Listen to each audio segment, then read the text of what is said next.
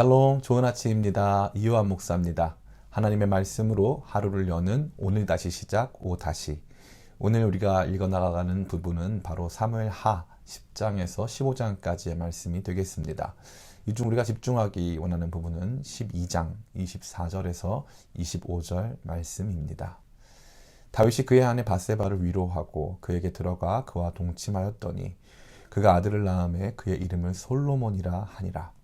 여호와께서 그를 사랑하사 선지자 나단을 보내 그의 이름을 여디디아라 하시니 이는 여호와께서 사랑하셨기 때문이더라. 아멘. 사울의 죽음 이후 다윗의 삶은 점차적으로 승리하는 모습으로 나타납니다. 1에서 9장까지의 내용 속에 여러 가지 미담과 승리담이 가득하죠.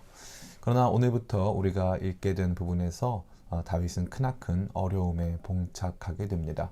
물론 10장에 나타난 암몬과의 전쟁까지만 하더라도 다윗은 이전과 같이 여호와의 싸움을 싸우며 승리하는 모습을 보여주는 것 같지만 이 암몬과의 전쟁 중에 다윗은 크나큰 범죄를 저지르게 되고 그 이후 다윗의 삶에 비극적인 일들이 연속하여 일어나게 되는 것입니다.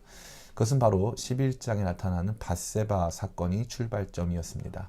다윗은 밧세바와의 동침 중에 아이가 생긴 것을 확인하고 은폐하려는 의도를 가지고 충성스러운 부하였던 우리아를 전장에서 소환하여 술을 먹이고 아내 밧세바와 동침하도록 유도합니다. 그러나 충성스러운 신하 우리아는 그러한 다윗의 의도대로 움직여주지 않았습니다. 그러자 다윗은 매우 비열하게도 우리아를 적진 한가운데 고립시켜 적군의 손에 의해 죽도록 요압에게 편지를 보내고 요압은 그 지시에 따라 우리아를 그렇게 고립시켜 암몬 군사들에 의해 죽임당하도록 합니다. 일종의 살인교사라 할 수 있는 것이죠. 그러한 가운데 오늘 우리가 읽게 된 12장은 하나님께서 나단 선지자를 통해 이러한 다윗의 범죄 사실을 모두 폭로하시고 이후에 다윗의 집에 있을 심판을 예고하는 장면이 나타나고 있습니다. 10절과 11절입니다. 이제 내가 나를 업신여기고 햇사람 우리아의 아내를 빼앗아 내 아내로 삼았은즉 칼이 내 집에서 영원토록 떠나지 아니하리라 하셨고 여호와께서 또 이와 같이 이르시기를 보라 내가 너와 내 집에 재앙을 일으키고 내가 내 눈앞에서 내 아내를 빼앗아 내 이웃들에게 주이니 그 사람들이 내 아내들과 더불어 백주에 동침하리라. 이와 같은 준엄한 심판의 말씀은 13장에서부터 15장까지 내용 속에 지속적으로 예견되거나 암시되거나 성취되고 있습니다. 특별히 13장에서 다윗의 딸 다말이 암논에 의해서 범하여지고 다말의 오빠였던 압살롬은 자신의 배다른 형이었던 암논을 죽이게 됩니다. 그리고 14장 15장에서 그 아들 압살롬이 다윗에게 반역하는 이야기가 등장하는 것이죠.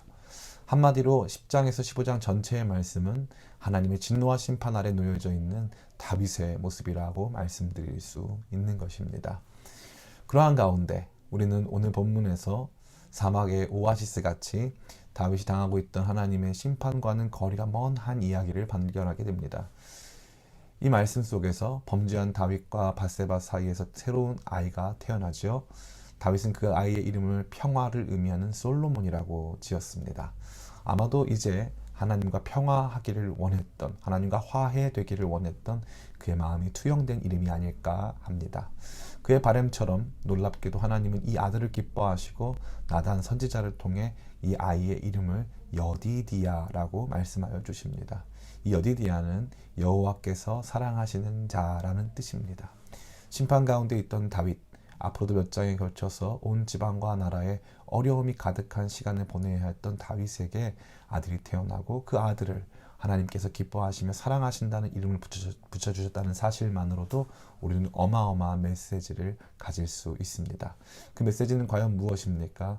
그것은 바로 심판 가운데서도 하나님은 회개하는 사람들에게 그 은혜를 잊지 않으신다는 사실입니다. 앞서 살펴본 대로 다윗은 어마어마한 범죄를 저질렀고 이 범죄로 말미암아 다윗과 다윗의 가정 모두 어마어마한 시련을 겪어야 했습니다. 우리는 이것을 어떻게 해석해야 할까요? 이것은 우선적으로 우리가 범한 죄에 대해서 반드시 죄값을 치러야 한다는 사실을 우리에게 상기시켜주고 있습니다. 그러나 우리가 그 죄에 대해서 깊이 뉘우치고 진심으로 회개한다면 주님께서는 우리에게 다시 긍휼과 사랑을 베푸시며 우리의 삶에 찾아와 주심도 이 말씀 속에 발견할 수 있는 것이죠. 그래서 회개가 중요한 것입니다. 사울과 다윗의 차이는 바로 여기 있었습니다. 사울은 회개하지 않았습니다. 사무엘상 15장 30절입니다.